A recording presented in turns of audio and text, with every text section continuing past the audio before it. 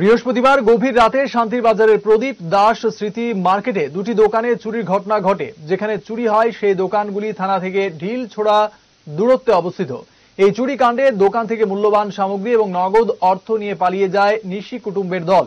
শুক্রবার সকালে দোকান খুলতে এসে চুরির বিষয়টি দোকানের মালিকের নজরে আসে। সাথে সাথে থানায় খবর দিলে পুলিশ এসে ঘটনার তদন্তে নামে।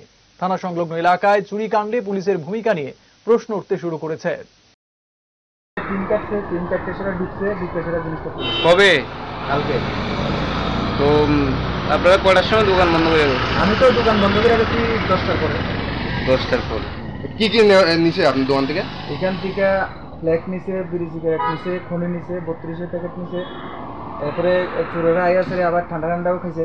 টাকা পয়সা আসলো 400-500 মতো। জায়গাটা কোনখানে? এই দোকানটা কোনখানে? এটা হচ্ছে মানে প্রদীপ দাস সিটি মার্কেট কয় আর কি, ইকো পার্কের অবস্থা।